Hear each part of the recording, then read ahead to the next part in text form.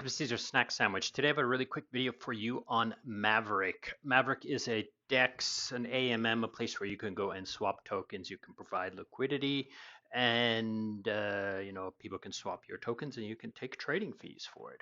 Now it's very similar to some products out there, but also very, very different. Okay, so it has some similarities to Uniswap version 3, concentrated liquidity.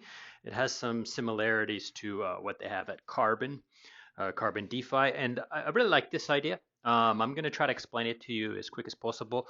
I don't have a flow chart for you today because a lot of it is just showing you their own images, so I don't really need to put that on a flow chart. But it's pretty straightforward. The UX is quite nice. I've already used it. I've provided a liquidity position. It's quite clean. You could come here and say, oh, I want to provide liquidity to ETH, USDBC, right? So I'd come here. I would decide like what fee I want. So which fee, there could be multiple ones in here if there were, and then go to next, and then what kind of mode I want to choose and so forth. I'm going to go to the docs to kind of explain these modes. So I'll swing over there right away. Okay, so they have 3 or 4 modes. Okay, and first they have mode right, mode left, mode both, and mode static. So if we look at the little diagram here, or the little image here that's moving, you can kind of see how what it does is you provide initial liquidity. Okay, you don't have to provide, at this point you're providing 50-50, right? But you don't have to provide 50-50. You can just provide only one token at the right side, so in the tick to the far right. Okay, so and as the price moves up, somehow your liquidity moves up to just outside that tick as well. So as you can see, the orange moves over, right? And then it moves, the more orange moves over. And when people sell, they will go into your liquidity, if you think about it, because there's never always just buy forever. There's always buy, sell, buy, sell, right? And every time it sells, if your position is moved right up to the price, then it's going to sell into and you'll get some trading fees. Instead of the usual way is to, like, whenever they rebalance, is to provide liquidity inside the current price. So there's always some selling. The strategies usually do some selling, whereas here there is no selling to rebalance. It's just move your tokens up towards the current price. And this is pretty interesting.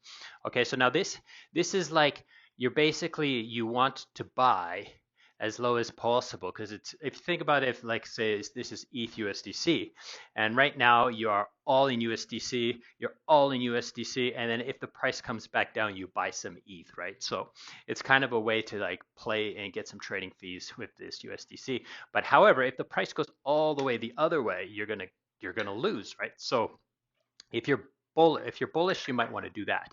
If you're bearish, you might want to use mode left, right? And that is where it's the opposite. It's the same thing. Well, let's say everyone's selling, and every time there's a sell, you will move your tokens closer, hoping that people will buy into your liquidity and you will get some trading fees. So keeps your liquidity just above the current price. So when people buy, your liquidity gets utilized and you get fees, right? And then they have this mode both. Now just watch this movement. It's quite good. So you provide, price moves up, you move right up to it, price moves down through, you see how it changed color, right?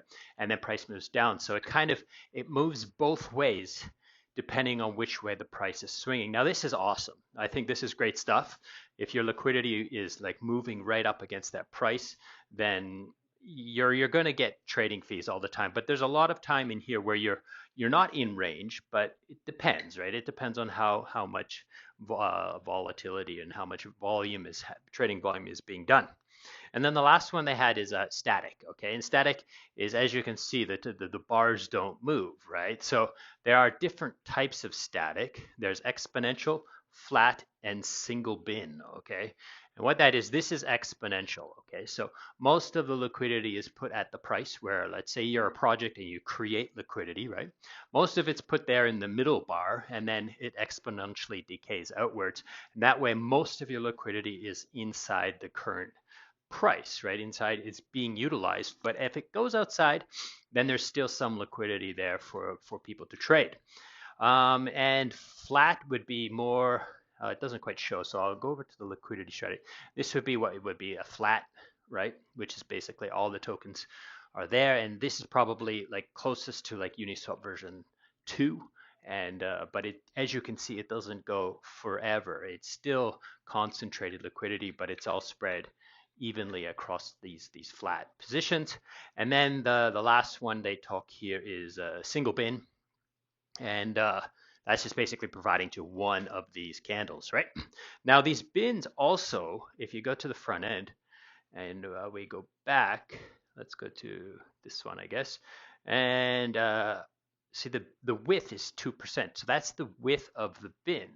So the tokens inside this bin are 2%, so 1% on either side of the price when it's right in the middle, right? So there's a 1% like movement to either side before this bin gets emptied, basically. So that's pretty cool. And this number can be changed, 2%, 5%, 2%, 0.5, and get smaller and smaller. So there are all these different choices that you can. And if it's not deployed yet, you can actually set it all yourself, that you, however you want, right? Whatever bins width you want, whatever, up to what, 50% and 0.01%. Now, there's also this page here that's quite interesting, and that is talking about liquidity strategies. And like, I would suggest you, if you are planning on using this, to kind of go through this. It talks about the idea that like some sort of static is required for these to function. Because if you remember, if there's no static price underneath, let's go to this one. If there's no static price for the price to move through, right, like this, as you see, there are tokens on everywhere for it to move. In order for this to function, it will never, it can't get bought, right? It needs to have liquidity underneath for these modes where it's like mode both and mode right and mode left. In order for these to actually provide liquidity, there needs to be tradable liquidity for all the prices, or like some sort of wide concentrated liquidity position. Okay. So they talk about that a little bit. This is like kind of like strategies. Like if you're bullish on one way, you can use it to kind of to get in there and hopefully get some trading fees. This is for like crabbing. I would suggest you to come and read this. It's quite good. It gives a lot of little considerations, a lot of little tips and stuff like that. Like risk that the liquidity on either side of the range may never be utilized. So if you've done this and you have all this liquidity, if the price just goes up, or say the price is only down, then all of this blue is never used. So little drawbacks, little advantages. This would probably be the highest. If you were only going to read one part of the docs, I would suggest you to come and read these strategies, because they can kind of help you a little bit. Like these ones are quite interesting here. These are kind of like they call it dollar cost averaging in, and this is kind of buy sell ramp. So this is a kind of a way for like a project maybe to set up some liquidity. So put some tokens out, and as people buy, they're finding that market value. Now there is the problem that like if this is active liquidity at all times, right? Whereas Carbon doesn't do that. It moves your liquidity out, right? So in these cases, if you're using these to kind of get out, like say you wanted to do this limit order strategy and the price goes through your limit order, so now you've sold all your shitcoins for ETH or USDC, and then the price moves back down through your limit order, then you will sell back. So your tokens remain actively providing liquidity until you close your position. So that's kind of a small problem with this, but it's not detrimental, right? So in these kinds of cases, they can kind of use this to kind of hopefully get you could provide like all your token here, and you don't provide any of the other token, and people can use this liquidity to buy it, and they can move back through this liquidity. Now, the last thing I'm going to talk about are these boosted pools. Now, the boosted pools there's only one here on base, and if we let's go to, I guess, Ethereum mainnet. There's quite a few boosted pools here. And basically what that is you provide liquidity to these, right? And you get to the trading fees. Now, I forgot to mention that those trading fees are auto compounding into the position. So the trading fees are being added to your active liquidity. So they're not being set aside like they are in Uniswap version 3. So that active, they're added to the fee. You're getting the fees, but because it's a boosted pool, you're also getting reward tokens in some other token. And in this case, it happens to be USH. Okay. And this is a unsheathed ETH, blah, blah, blah. So they're giving out the, I guess, the USH governance token through these boosted pools, right? And you got to go through each one because this token does not have to be the governance token of the protocol. They could put ETH in there. They could put anything they want, any ERC20 token in here as a reward for you to provide to this boosted pool.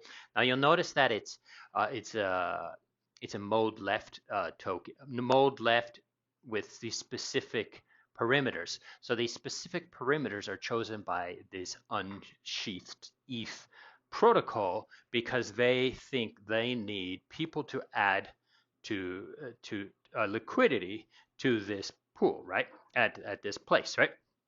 So you have to kind of look a little bit at each of these different boosted pool opportunities and kind of see which one kind of makes sense to you and which one you think would be something you could use or try to take advantage of. Okay, so I hope this has been useful and interesting. I know I've kind of rambled on a little bit and stuff like that, and I didn't give you a full explanation of everything that's going on here, but I think I've given you enough to give you a good understanding so that you can go in here, dig deeper, and find out some more. Because I wanted to know which person, like which transaction is actually going to move this, right? Like, is it the swaps?